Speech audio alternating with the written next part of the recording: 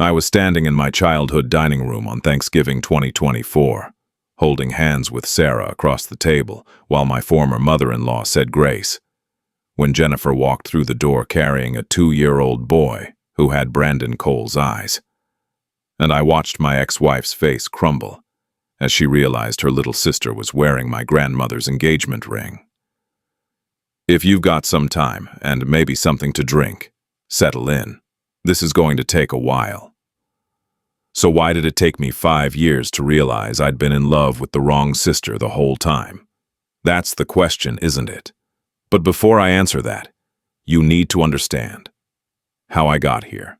From a perfect Thanksgiving wedding in 2009 to a catastrophic Thanksgiving divorce in 2019, to standing at another Thanksgiving dinner in 2024, holding the hand of a woman I never saw coming. This is a story about betrayal, sure.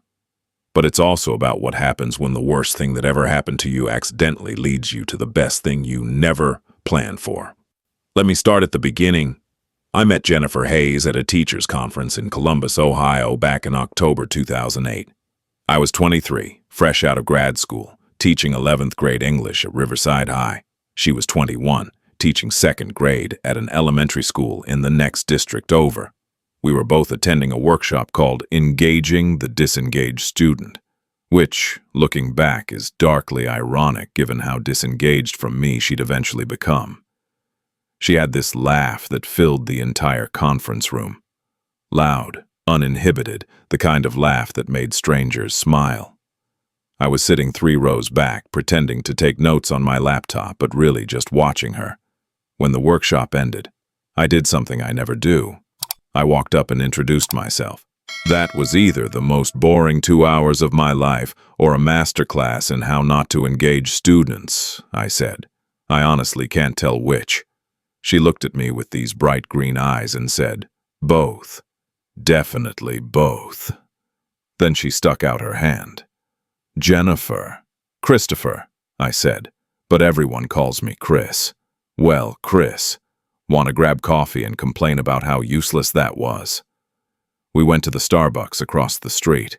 Coffee turned into dinner. Dinner turned into texting every day for 2 weeks. 2 weeks turned into our first real date, Italian place in Maplewood where she grew up. She introduced me to her parents that same night because, in her words, "Why wait? I already know you're the one." I should have seen the impulsiveness then. I should have recognized that someone who decides you're the one after 2 weeks might also decide you're not the one just as quickly. But I was 23 and in love, and she laughed at my terrible puns about Shakespearean tragedy. So I ignored every yellow flag that would later turn bright red. We got engaged 10 months later, married on Thanksgiving Day 2009 at her family's farm just outside Maplewood.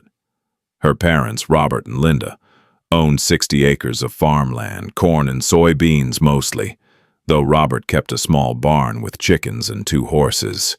The wedding was small, maybe 50 people. We said our vows in that barn, Jennifer in a simple white dress, me in a navy suit I'd bought at Macy's the week before. Her younger sister Sarah was maid of honor. Her older brother Michael walked Jennifer down the aisle because their dad was too emotional. I remember thinking, standing there watching Jennifer walk toward me through the barn doors, "This is it. This is my whole life, right here." I wasn't wrong. It was my whole life. I just didn't realize it would end 5 years before the marriage did. The first few years were good.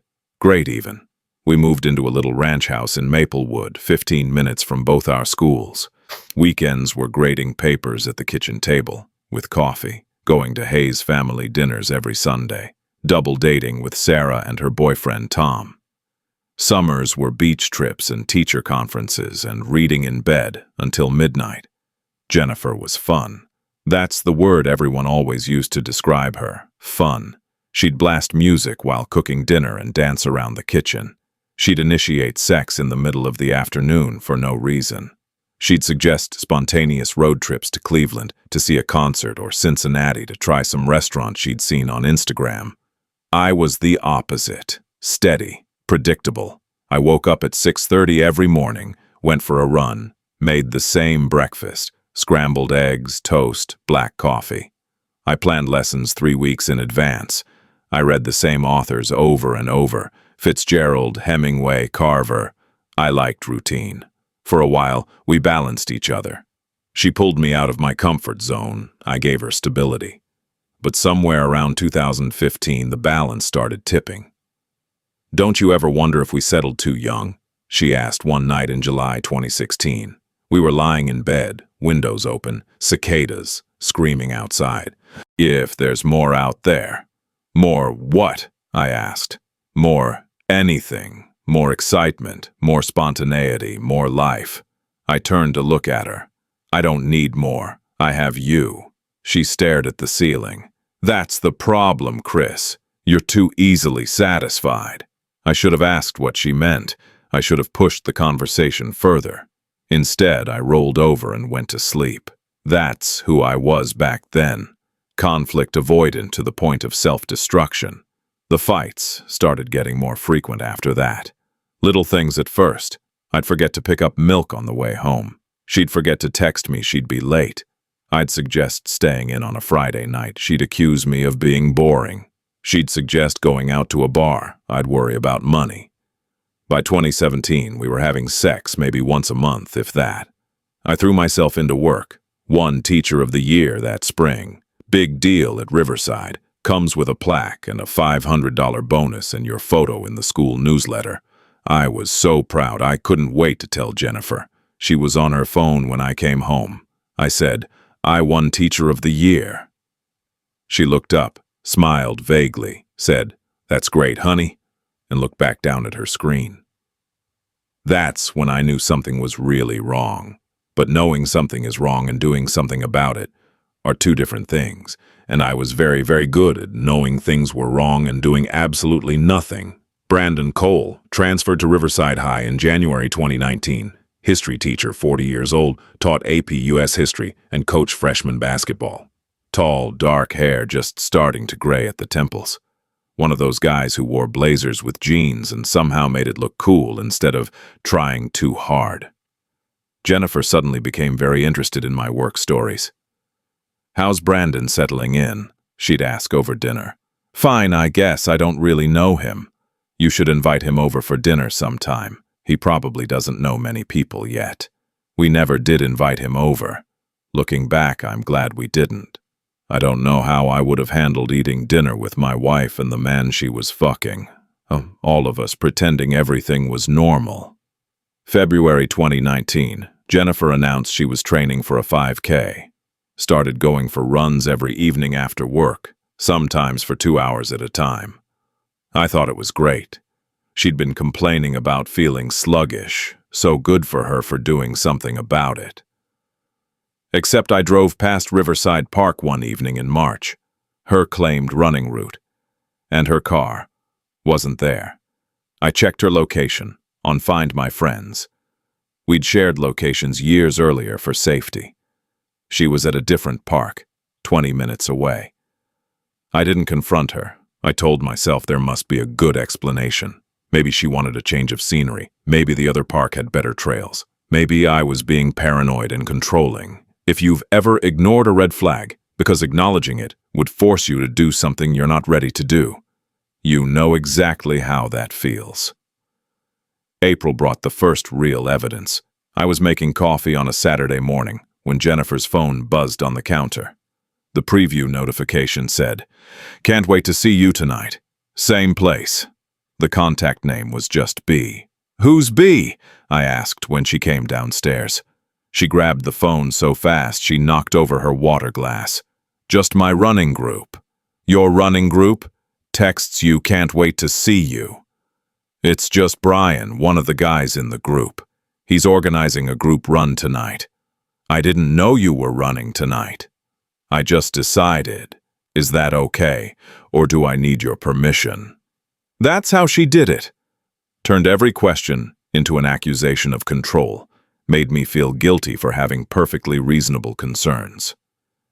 It's called gaslighting, though I didn't know that term yet. I wiped up the water and let it go. But I didn't forget. May and June were a blur of suspicion, and self-doubt. I started noticing everything. The way she tilted her phone away from me when texting. The way she showered immediately when she got home from her runs. The way she started wearing nicer underwear, black lace instead of the comfortable cotton she'd worn for years. I checked our joint credit card statement. There were charges I didn't recognize. Dinner at Mitchell's Steakhouse, expensive place downtown. On a night she said she was at curriculum planning. A hotel in Cleveland for a weekend. She said she was at a teacher's conference. What was the Cleveland thing about? I asked, trying to sound casual. I already told you, the literacy conference. Right, but I don't remember you mentioning a hotel. Because I didn't think I needed to run every single purchase by you, Chris. God, you're being so weird lately. Again, turning it around on me. Making me the problem. My friend Emma, another English teacher at Riverside, pulled me aside in August. Hey, I saw Jennifer at Paulina's last week. The Italian place downtown. Yeah, she was with some guy. My stomach dropped. What did he look like? Tall, dark hair, maybe early 40s. I figured it was her brother or something, but she seemed, I don't know, cozy. Thanks for telling me, I managed to say. I knew it was Brandon. I knew it in my bones. September 18th, 2019. The day I became the kind of person who goes through their spouse's phone. I'm not proud of it, but I was drowning, and the person who was supposed to save me was holding my head underwater. Jennifer was in the shower. Her phone was on the nightstand. I picked it up. Tried her passcode. Our anniversary. Wrong. Tried her birthday. Wrong. Tried Sarah's birthday. Jennifer was obsessed with her little sister. That worked. I found a texting app I'd never seen before, buried in a folder labeled Utilities. Opened it.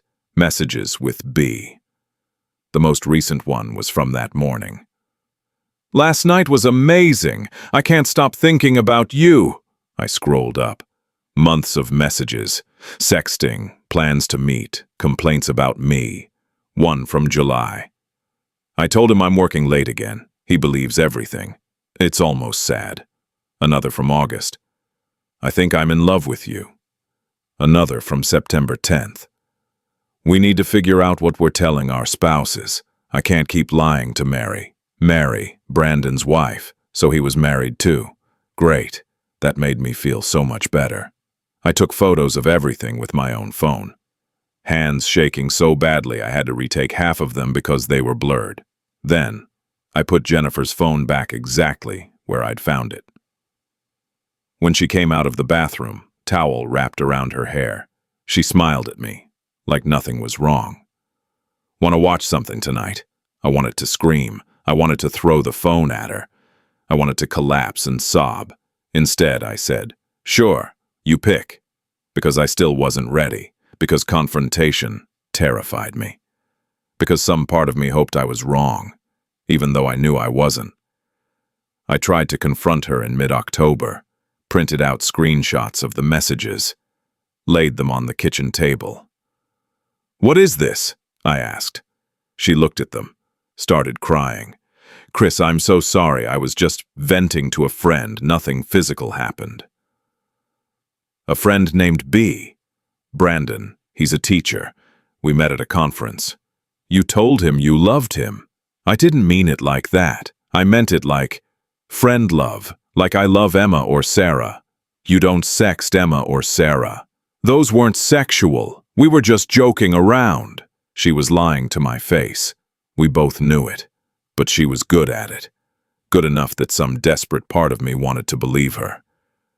If you trusted me, she said, tears streaming down her face, you wouldn't go through my phone. You're pushing me away, Chris. This paranoia, it's hurting us. I apologized. I actually apologized for finding evidence of her affair. Let's try couples therapy, I said. She agreed, said she'd book an appointment. She never did. November 15th, 2019. I drove to Best Buy and bought a GPS tracker, the kind you're supposed to use for your car keys or wallet. I stuck it under the rear bumper of Jennifer's Honda CR-V. Every evening I watched the little dot on my phone. Most nights she went where she said she was going. But on November 19th, a Tuesday, she said she was meeting teacher friends for drinks at a bar in Maplewood. The GPS put her at Brandon's apartment complex in the next town over. She stayed there for 3 hours. When she came home at 11 p.m., smelling like wine and cologne that wasn't mine, she kissed me on the cheek and said, "I'm exhausted. I'm going to bed." I said, "How were drinks?" "Good. We just vented about administration." "Where'd you go?" "The Barrel, that new place on Main." The Barrel was 6 miles from where she'd actually been. I didn't sleep that night, just lay there staring at the ceiling, listening to her breathe, wondering how long she'd been lying, and how much longer I could pretend I didn't know. Thanksgiving, 2019. Hayes family tradition. Everyone goes to Robert and Linda's farm for dinner. Jennifer seemed anxious all morning, kept checking her phone, applied makeup 3 times, redid her hair twice. We drove over around 1 p.m. The whole family was there. Robert and Linda, Michael and his wife Rachel, Sarah and her new boyfriend, whose name I can't even remember because they broke up 2 weeks later. Dinner was awkward. Jennifer barely touched her food. When Linda asked if everything was okay, Jennifer said she had a headache. After pie, Jennifer stood up. "Can I talk to you, Chris? Privately?" My heart started pounding. I knew what was coming. I'd known for weeks, maybe months. We walked out to the barn, the same barn where we'd gotten married 10 years earlier. She closed the door behind us. "I need to be honest with you," she said. "Okay. I've been seeing someone." But even though I knew, even though I'd read the texts and tracked her car and followed the breadcrumbs for months, hearing her say it out loud felt like being punched in the chest. "Brandon," I said. She looked surprised. "How did you know? How long?" "Since February." "February. 9 months. 3/4 of a year. Valentine's Day, Easter, 4th of July, our anniversary. All of it. She'd been with him. We went to therapy," I said.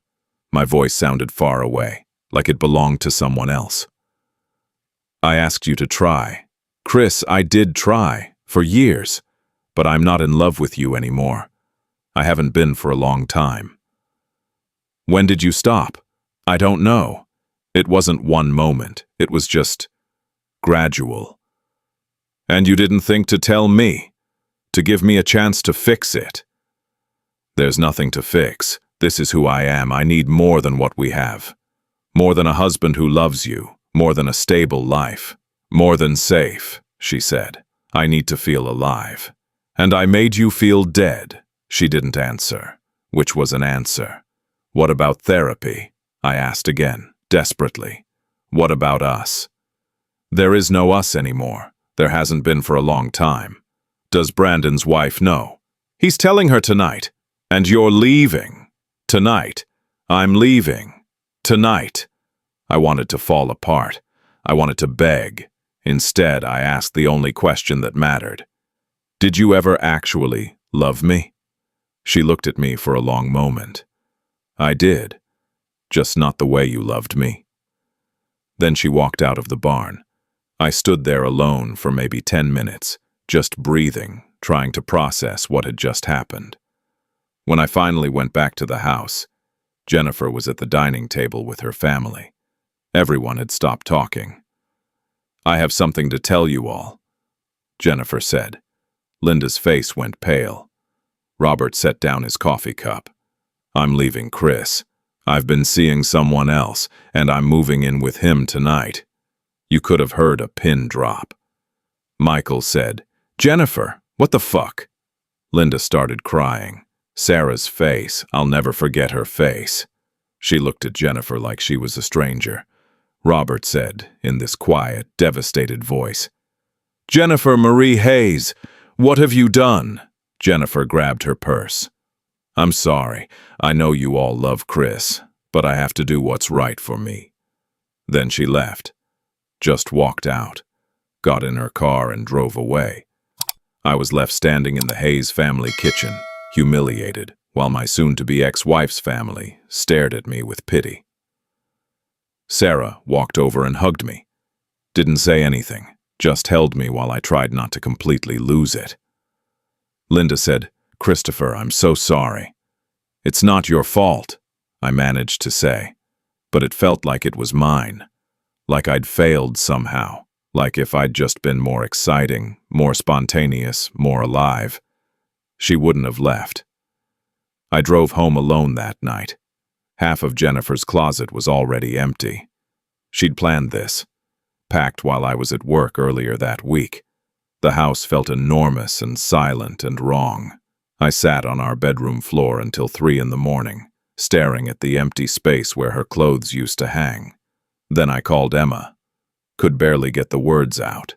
She came over immediately, sat with me until sunrise, didn't make me talk, just existed there while I fell apart. The next 3 days are a blur.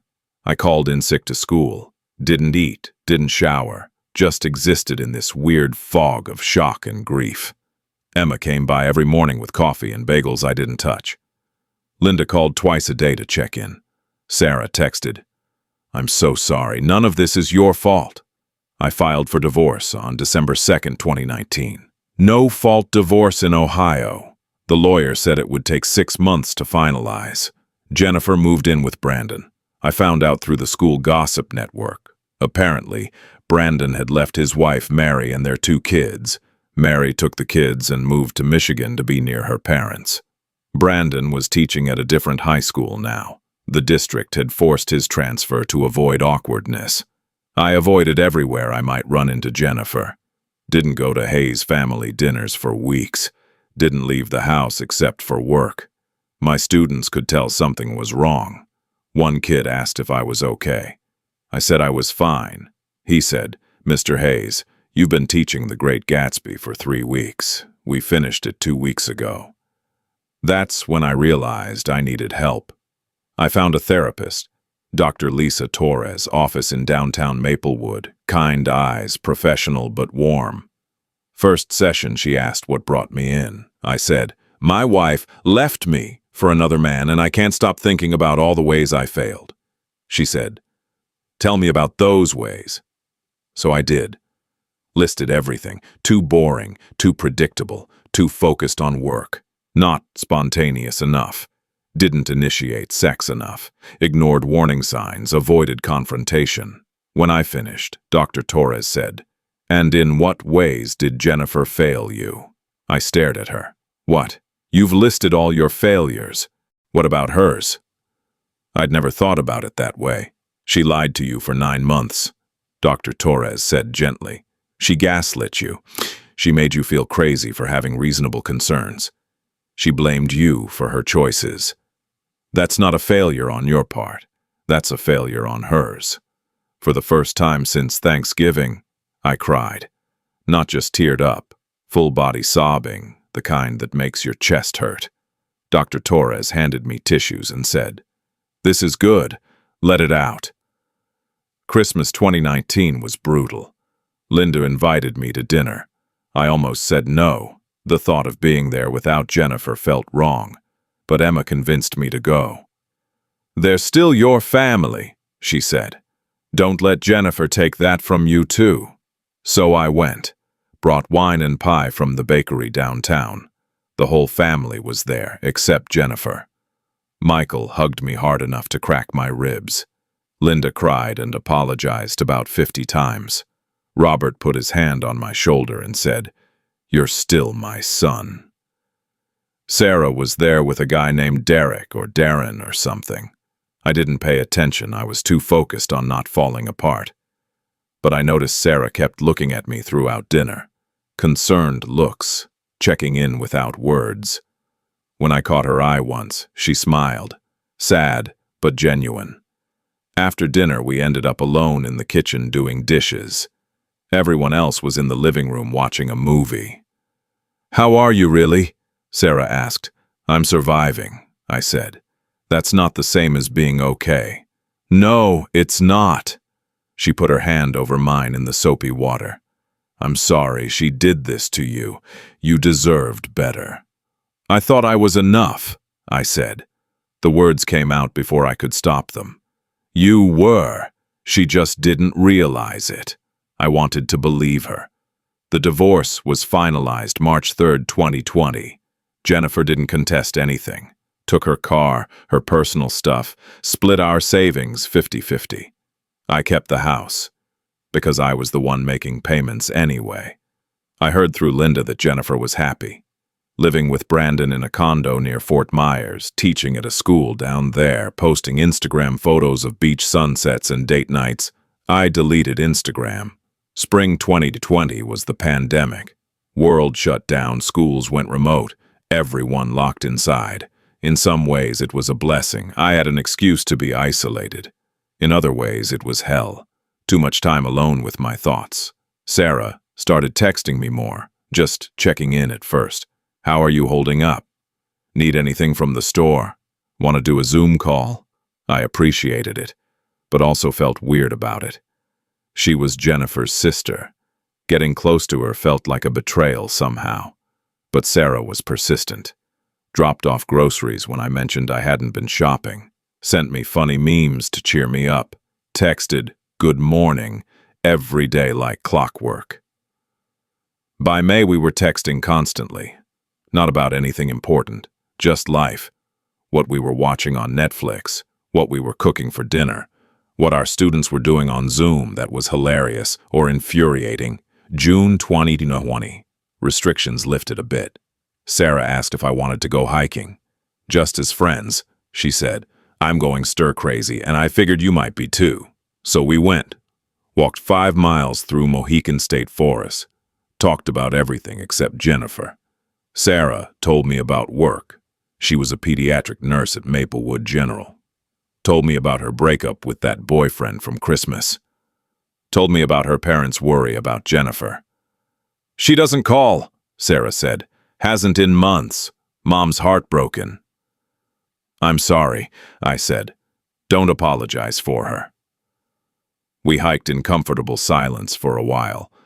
At one point, Sarah slipped on loose rocks. I caught her arm. She laughed and said, "My hero." It was a joke, but something about the way she looked at me when she said it made my heart skip. I told myself I was imagining things. Summer 2020, Sarah and I started hanging out more. Movies at my place, trivia nights with Emma and some other friends, drives to Cleveland for dinner. Nothing romantic, just two people who enjoyed each other's company. Except somewhere along the way, it stopped feeling like just anything. I noticed things. The way Sarah tilted her head when she was thinking, the way she laughed, quieter than Jennifer's, but genuine. The way she remembered small things I mentioned in passing, my favorite coffee order, that I hated cilantro, that I'd wanted to visit Portland but never had. In August, she showed up at my house with Thai food and said, "You've been grading summer school essays all weekend. Take a break." We ate on the back porch, talked until midnight. At one point, she put her hand on my arm and said, "I'm glad we're friends." "Me too," I said. But I was starting to realize I wanted more than friendship, and that terrified me, because she was Jennifer's sister, because it had only been a year since my divorce. Because what if I was just projecting on it the first woman who showed me kindness? I pulled away a bit after that night, stopped responding to texts as quickly, made excuses when she invited me places. She noticed. September 2020, Sarah showed up at my house unannounced, knocked on the door at 8 p.m. on a Tuesday. "Did I do something wrong?" she asked when I opened the door. "What? No. Then why are you avoiding me?" "I'm not." "Chris, yes you are. We went from talking every day to you barely responding to my texts. So either I did something to upset you, or something else is going on." I should have lied, should have said I'd been busy, should have made something up. Instead, I told the truth. "I think I have feelings for you," I said. "And that's complicated." She stared at me. I couldn't read her expression. "I'm sorry," I said quickly. "I shouldn't have said that. You're Jennifer's sister, and this is inappropriate, and I'm probably just confused because you've been so nice to me. Chris, and I don't want to ruin our friendship or make things weird with your family. Chris, so let's just forget I said anything, okay? We can go back to... She kissed me. Not a tentative first date kiss. A full, certain, I've been wanting to do this forever kiss. When she pulled back, I just stood there, completely shocked. I've had feelings for you since before you married my sister, Sarah said quietly. I've spent the last 10 years trying to get over you. Watching you with Jennifer nearly killed me. And when she left you, part of me felt guilty for being relieved. So don't you dare tell me this is inappropriate or that you're confused. I know exactly what I want. Sarah.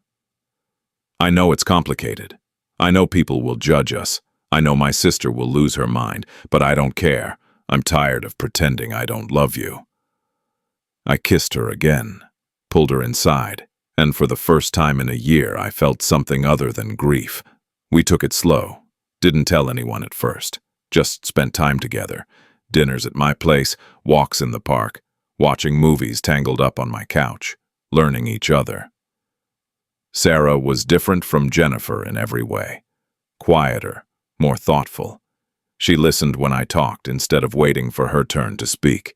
She asked questions about my students, my family, my dreams. She laughed at my jokes, but also called me out when I was being self-pitying. You're allowed to be sad, she said once, but you're not allowed to make it your identity. By December 2020, we were officially together, still keeping it quiet from Jennifer, who was still in Florida and hadn't contacted anyone in the family for months. But we told the Hayes parents. Linda cried. Are you sure about this? I'm sure, Sarah said, holding my hand. Robert looked at me for a long moment. Then he said, Jennifer made her choice. You both deserve happiness. Michael was harder to convince. Pulled me aside, said, If you hurt her, I'll kill you. I won't, I said. You better not, because Sarah's been in love with you since you were too stupid to notice. Christmas 2020 was different. Sarah and I sat together at dinner, held hands under the table. When Linda said grace, she thanked God for bringing Christopher and Sarah together. I looked at Sarah. She smiled at me, and I thought, I never planned this, but I'd be lying if I said I wished it had gone differently. 2021 was healing. My divorce was final. Sarah and I moved in together that July. I sold the house I'd shared with Jennifer, and we got a new place together. Small colonial in a good neighborhood, 3 bedrooms, big backyard. Work was good. I was up for department head of English at Riverside. Sarah got promoted to pediatric charge nurse. We fell into routines, Sunday dinners at the Hayes farm, trivia nights with Emma and other friends. Saturday morning farmers, market runs. Normal, boring, domestic life. The kind of life Jennifer said she didn't want. The kind of life that made me happier than I'd ever been. I was in therapy, less. Down to once a month instead of once a week. Dr. Torres said I was doing well. You've done the work, she told me. You've processed the grief and the betrayal. You're allowed to move forward. I don't think about Jennifer much anymore, I admitted. Does that make me a bad person? It makes you healthy. Sarah and I talked about marriage, kids, the future. She wanted 2 kids. I wanted to see how one goes first. She laughed and said that was fair. In August 2021, I asked her to marry me. Proposed in the barn at her parents' farm, the same place Jennifer had ended our marriage, the same place Jennifer and I had gotten married. I wanted to reclaim it. Sarah cried, said yes. I slipped my grandmother's ring onto her finger, the same ring I'd given Jennifer, which she'd left behind when she moved out. Sarah knew. We'd talked about it. Are you sure? I'd asked when I showed it to her weeks earlier. I don't want you to feel like you're getting Jennifer's leftovers. This ring belonged to your grandmother, Sarah said, not Jennifer. Jennifer just borrowed it for a while. Now it's coming home. So there we were, engaged, planning a wedding for October 2022. Small ceremony at the farm, Emma as my best woman, Michael walking Sarah down the aisle. Life was good, life was simple, life was everything Jennifer said she didn't want but everything I'd always needed. And then in October 2024, everything exploded. The text came at 11:47 p.m. on a Tuesday from Linda. "Christopher, Jennifer's back in town with a baby. She's asking about you. Don't tell Sarah yet. We need to talk first." I stared at my phone, read it 3 times. Sarah was asleep next to me. I slipped out of bed, went to the living room, called Linda. "What do you mean she's back, Jen?" I asked when Linda answered. "She showed up at our door this afternoon," Linda said. She sounded exhausted. "She has a little boy, 2 years old, Brandon's son." "Why is she here?" "Brandon left her. About 18 months ago, apparently. She's been struggling in Florida, lost her teaching job, couldn't afford rent. She wanted to come home. And you let her. She's my daughter, Christopher. She's also the person who abandoned her family for a man who abandoned her." Silence. Then, "I know.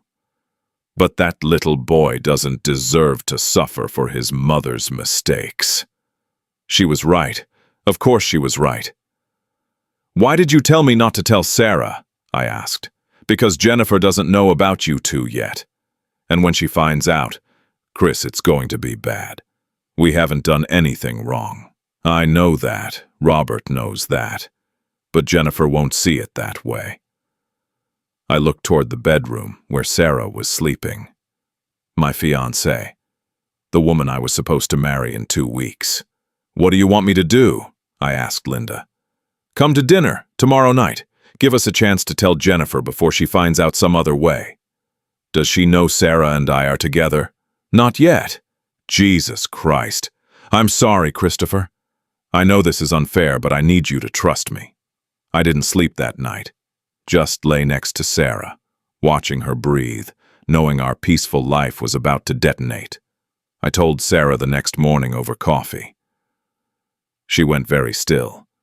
"She's back," Sarah said. It wasn't a question. "With Brandon's kid. And she doesn't know about us." "Not yet." Sarah was quiet for a long moment. Then she said, "We're not hiding." "I know. If she has a problem with us being together, that's her problem, not ours. I know. But you're scared. Terrified." She reached across the table and took my hand. The engagement ring, my grandmother's ring, caught the morning light. "We haven't done anything wrong," Sarah said. "I know. Say it like you believe it. We haven't done anything wrong. Again, we haven't done anything wrong." She smiled. "Better." Wednesday night, Hayes family emergency meeting. Just me, Sarah, Michael, Robert, and Linda. Jennifer was at a friend's house with Mason, the little boy. We sat around the dining table. The same table where we'd eaten hundreds of family dinners. The same table where Jennifer had announced she was leaving me 5 years earlier. Michael spoke first. "Absolutely not. She doesn't get to come back and disrupt everyone's life." "She's my daughter," Linda said. "And Sarah's my sister, and Chris is basically my brother. You think I'm going to let Jennifer waltz back in and make them feel guilty for being happy?" "No one's asking anyone to feel guilty," Robert said. "Then what are we asking?" Michael demanded. Linda looked at me and Sarah. "I'm asking you to come to Thanksgiving dinner tomorrow, to meet Jennifer face to face and tell her about your relationship yourselves, rather than letting her find out from someone else." "She's going to lose it," Sarah said. "Probably," Linda admitted. "And you want us to do this in front of the whole family, on Thanksgiving. I want her to see that this family has moved on, that we love you both, that her choices have consequences." Sarah looked at me. "Your call." Part of me wanted to refuse, to say it wasn't fair, that Jennifer didn't deserve consideration after everything she'd done. But another part of me, the part that had spent 5 years healing and building a life with Sarah. Wanted Jennifer to see what she'd given up. Wanted her to understand that the world had kept spinning without her. "We'll come," I said, "but we're not apologizing for anything." "No one's asking you to," Robert said.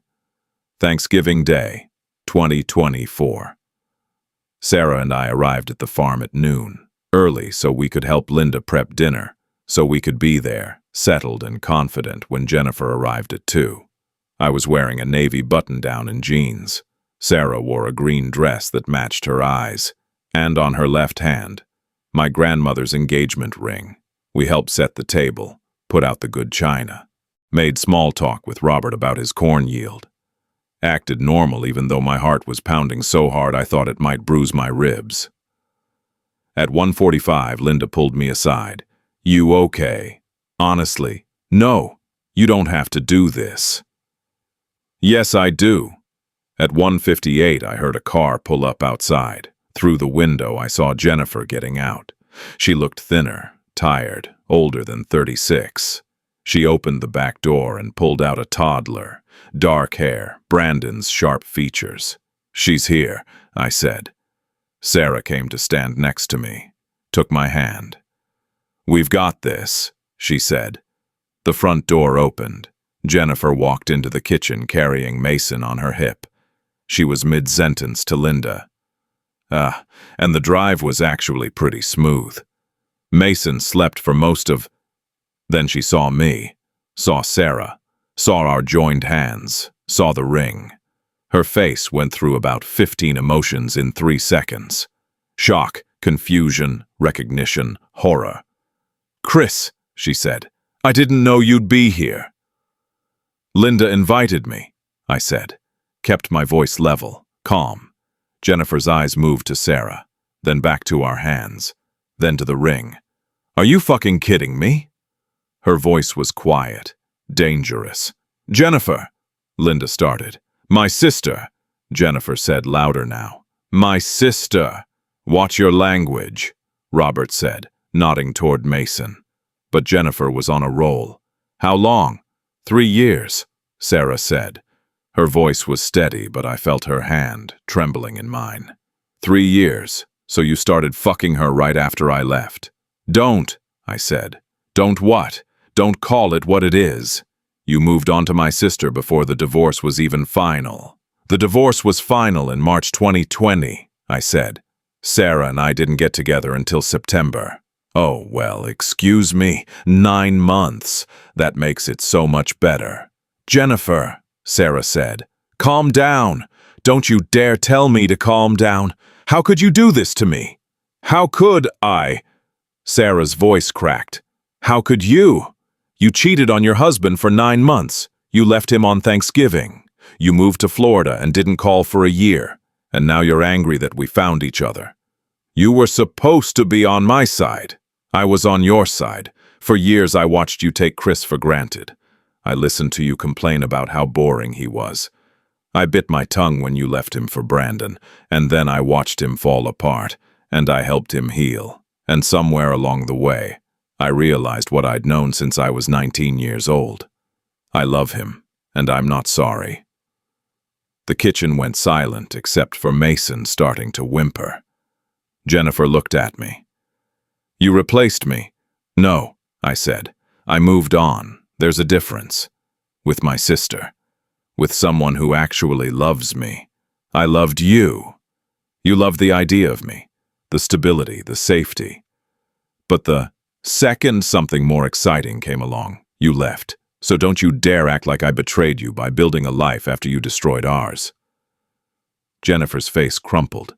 For a second, I thought she might cry. Instead, she said, "You took my family from me. You gave them away," Sarah said. "Mom and Dad invited Chris to Christmas every year. Michael texts him every week. We included him in everything because he was part of this family and you abandoned him." "I made a mistake." "You made a choice," I said, "and choices have consequences. So this is my consequence. Watching you two together, seeing her wear my ring. "It's not your ring," I said quietly. "It was my grandmother's ring. You borrowed it for 10 years. Now it's where it belongs." Jennifer stared at me, then at Sarah, then at her parents, her brother, looking for someone to be on her side. No one spoke. Finally, Robert said, "Jennifer, you need to leave." "What?" "You heard me. You can come back when you're ready to apologize to Christopher and your sister, but not before. You're choosing him over your own daughter. You chose Brandon over your husband," Linda said, tears streaming down her face. "Actions have consequences, Jennifer. You don't get to be angry that the people you hurt moved on without you." "Sarah, how could you?" Jennifer's voice broke. Sarah's eyes filled with tears, but her voice stayed firm. "How could I? How could you? I loved you, Jennifer. You were my sister, my best friend, but I love him more. And I'm not sorry." Jennifer looked around the room one more time, at her parents, her brother, me, Sarah. Then she turned and walked out, carrying Mason, letting the door slam behind her. We stood there in silence. I could hear Jennifer's car starting, driving away. Then Linda collapsed into a chair and sobbed. We sat down to dinner anyway. Linda insisted. "We're not letting her ruin another holiday," she said. So we ate turkey and mashed potatoes and stuffing, and we tried to pretend everything was normal. But the empty chairs where Jennifer and Mason would have sat felt like accusations. Michael tried to lighten the mood. "Well, that went better than expected." "How could it have possibly gone worse?" Sarah asked. "She could have thrown the turkey at you."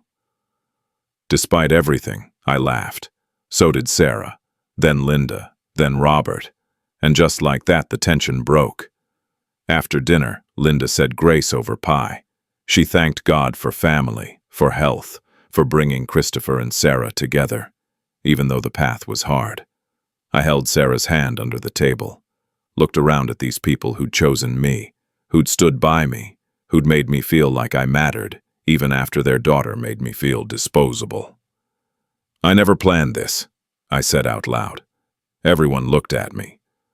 "I never planned to fall in love with Sarah. I never planned for Jennifer to leave, or for my life to fall apart, or for any of this. But I'm not sorry it happened, because I ended up exactly where I'm supposed to be." Sarah squeezed my hand. Linda smiled through tears. Robert raised his coffee cup. "To family, the one we're born into, and the one we choose." We all drank to that. The next few months were rough. Jennifer posted on Facebook about being abandoned by my own family. Her friends from Florida commented with support until her high school friends from Maplewood showed up in the comments with context. "You left your husband for another man, Jennifer." "Sarah helped Chris when you abandoned him." "This is what consequences look like." Jennifer deleted the post. She moved to a cheap apartment across town, tried to reconnect with old friends, but most of them were friends with Sarah too, and they chose sides, not maliciously, just naturally. Sarah was there, Jennifer wasn't. Christmas came and went, Jennifer wasn't invited. I heard through Linda that she was struggling, financially, emotionally, socially. Part of me felt guilty. "Should I reach out?" I asked Sarah one night in January. "Why?" "Because maybe I could help." "Point her toward resources, a therapist, something." "You're not responsible for fixing her, Chris." "I know. But what if she does something drastic? Then that's her choice. Just like leaving you was her choice. Just like moving to Florida was her choice. You can't keep trying to save people who don't want to be saved." She was right, but the guilt lingered. In February, Linda called. "Jennifer's in the hospital." My stomach dropped. "What happened?" "Panic attack. Her friend found her hyperventilating, thought she was having a heart attack. They put her on a psychiatric hold." "Is she okay?" "Physically, yes. Mentally, she's struggling, Chris." "Does she want to see me?" "She asked for you, but you don't have to go." I went. Drove to Maplewood General, took the elevator to the psych ward, signed in at the nurse's station. They led me to Jennifer's room. She was sitting on the bed in a hospital gown, hair unwashed, eyes red from crying. She looked up when I came in. "You came," she said. She sounded surprised. "Linda called. I didn't ask her to." "I know." Silence. I sat in the chair by her bed, kept my distance. "I lost everything," Jennifer said finally. "My husband, my family, my job, my home, Brandon, everything. I'm sorry. Are you? Because it feels like you got everything. My family, my sister, the life I wanted." "The life you wanted? Jennifer, you left this life. You said it wasn't enough. You said you needed more. I made a mistake. You made a choice. It's the same thing. It's really not." She started crying. Not dramatic, attention-seeking crying. Just quiet, broken tears. "I don't know how to come back from this," she whispered. "I don't think you can," I said gently. "Not to what it was, but you can build something new." "How?" "Therapy. Real therapy. Not just a couple of sessions. Apologize to the people you hurt, and mean it. Be there for Mason. Build a life that's yours, not defined by me or Sarah or your family. Start over. I came back because I thought, I don't know what I thought, that you'd take me back, that my family would welcome me, that I could erase the last 5 years. You can't erase them. None of us can, but you can move forward. While you marry my sister. Yes. How is that fair? Life isn't fair, Jennifer. You taught me that." She looked at me for a long moment. "Do you love her? More than anything? Did you ever love me that much?" I thought about it. Gave her the truth. "No. I loved the idea of you. The potential. What I thought we could be. But I never really knew you. Not the way I know Sarah." She nodded slowly. "I'm sorry. For all of it. For hurting you. For lying. For wasting 10 years of your life. You didn't waste them. They taught me what I actually wanted. A life with my sister. A life with someone who sees me, who chooses me, who doesn't bail when things get boring." Jennifer smiled bitterly. "She always was the better one. She's not better. She's just better for me." I stood up. "Get help, Jennifer. Real help. Not for me or Sarah or your parents. For Mason. He deserves a mom who's okay. Will you ever forgive me?" I already did. That's the only way I could move on. I left her there. Went home to Sarah. Told her about the conversation. "Do you feel guilty?" Sarah asked. "A little," I admitted. "But not enough to change anything." "Good." Jennifer moved to Columbus in April. Fresh start, 2 hours away. New teaching job, new therapist, new life. Linda called me once a month with updates. She's doing better, has a routine, takes Mason to the park every Saturday. She's dating someone, an accountant named Andrew. "That's good," I said, and I meant it. Sarah and I got married in October 2025. Small ceremony at the Hayes farm in the barn where everything had started and ended and started again. Emma was my best woman. Michael walked Sarah down the aisle. Jennifer wasn't invited, but I heard later that Linda had sent her photos. Jennifer texted back, "She looks beautiful. Tell them I said congratulations." It wasn't much, but it was something. Our first dance was to "The Way You Look Tonight," the same song Jennifer and I had danced to at our wedding. Sarah knew. We'd talked about it. "Are you sure you want this song?" I'd asked when we were planning. "I want to give you a new memory," she'd said. "A better one." And she did. Flash forward to today. Fall 2027. Sarah and I are sitting on our back porch watching the leaves fall. She's 6 months pregnant. We're having a girl. We've already picked out a name. Evelyn, after my grandmother. Tomorrow is Sunday dinner at the Hayes farm. Jennifer will be there. Linda convinced us to invite her. She comes once a month now, brings Mason, stays for a few hours. It's civil, polite. We're never going to be friends, but we're not enemies either. Last month, Jennifer pulled me aside after dinner. "Thank you," she said. For what? For being kind to Mason. He talks about you all the time, calls you Uncle Chris. He's a good kid. He is. I'm trying to be a good mom. You are. She smiled. I'm sorry for everything. I know I've said it before, but I mean it. You deserved better than what I gave you. I got better, just not with you. I know. She looked toward the kitchen, where Sarah was helping Linda with dishes. She's good for you. She's everything. I'm glad, really. And the thing is, I think she meant it.